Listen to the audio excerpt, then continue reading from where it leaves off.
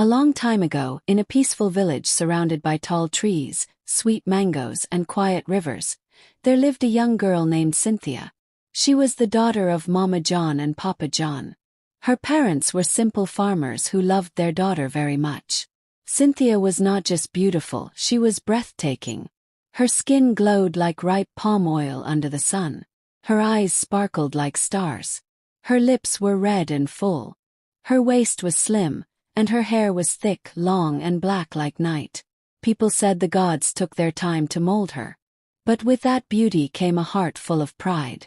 Every morning, while others were working, Cynthia would wake up, wash her face, oil her skin, and sit in front of a small mirror her father had bought for her from a trader. She would twist her neck left and right, pout her lips, bat her lashes, and laugh. "Ha ha," she would giggle. "Who is more beautiful than Cynthia? No one.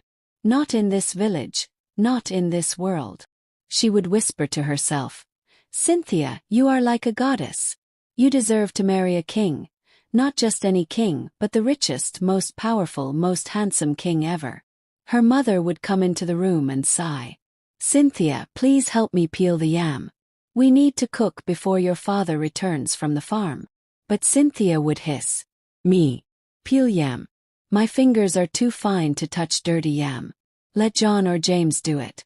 They are not as beautiful as me." Her mother would shake her head sadly and walk away. When other girls went to the stream to fetch water, Cynthia stayed behind to brush her hair. When the women swept the compound, she sat and painted her nails with palm oil and crushed hibiscus petals. When the village gathered for community work, Cynthia stayed indoors and posed in front of her mirror. Even the mirror seemed tired of her face. Her friends loved her, but she didn't return their kindness. One by one they began to marry. First Zara, then Queen, then Mark. But they didn't marry rich men. They married humble farmers, hunters, and fishermen. Cynthia laughed at them all. "Ha! Zara, look at your husband. His teeth are like roasted corn. Queen, your man rides a bicycle. Mark, yours doesn't even have shoes. What a joke." They tried to ignore her, but sometimes they cried in secret. Still, they were happy in their marriages, and that made Cynthia even more jealous. "Let them enjoy their poor love," she would say. "Cynthia will marry a king, wear gold from head to toe, and ride in a carriage pulled by white horses." One market day, the village was alive with sounds and colors. Women were selling tomatoes, peppers, and fresh okra. Children were running and laughing. Drummers played soft beats under a mango tree. Cynthia dressed herself in her finest wrapper and a shiny blouse that glistened like the morning sun. She tied her hair with bright red cloth and rubbed palm oil on her skin to glow. Then she walked to the market like a queen. Her waist danced as she walked. People stopped to look. "She's beautiful, but her heart is empty," one old woman whispered. "She walks like the ground owes her something," a young boy giggled. But Cynthia didn't care. She loved the attention. Suddenly she bumped into someone. Thud! Her basket fell. So did the other person's firewood. It was Mama Michael, the oldest and most respected woman in the village. Her back was bent from age, her hands shaky, and her legs slow. The firewood scattered all over the place, and the old woman fell on her knees. Everyone gasped. "Oh no! That's Mama Michael." Cynthia stood tall, looked down at her, and said with disgust, "Why are you standing in my way like an old goat? You ruined my outfit. Do you even know who I am?" The old woman looked up, her voice calm. "My child, I'm sorry. My eyes are not as sharp as they used to be." "Then stay in your hut," Cynthia shouted. "Don't bring your rotten wood near my beautiful clothes again." People began to whisper, "Apologize, Cynthia. She's an elder. She's old enough to be your grandmother." But Cynthia turned her back, hissed, and walked away. Mama Michael picked up her firewood slowly, shaking her head. Then she raised her hands to the sky and said in a voice like thunder, "Cynthia, the mirror you worship will soon turn its back on you. May your beauty melt like candle wax. May your pride become your prison. You shall not see beauty again until you live with the ugliest man on earth."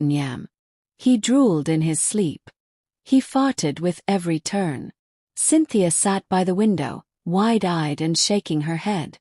I am in a nightmare. But I must endure. I must change. I must be better. As time goes on, Judas was not just ugly, he was mean. He ordered her like a servant. Cook my food now. My back is itching. Scratch it. Wash my feet. He complained about everything. This soup tastes like stone. Why are you breathing so loud? Be quiet. But through it all, Cynthia didn't complain. She woke early, cleaned the house, fetched water, cooked his food, washed his dirty clothes that smelled like forgotten onions. She smiled at children again. She apologized to her old friends. She began helping at the village stream, carrying firewood for elderly women, and greeting even the beggars. One day, a small girl tripped in the market. Cynthia rushed to help her, cleaned her bruises, and gave her food. Mama Michael, the old woman Cynthia had once insulted, was there, sitting quietly under a mango tree, watching. She whispered, she has changed." Later that night, Cynthia went to bed. Judas was snoring again, louder than ever. She looked up at the moon through the window and whispered, "If I ever become beautiful again, I promise I will never laugh at anyone again.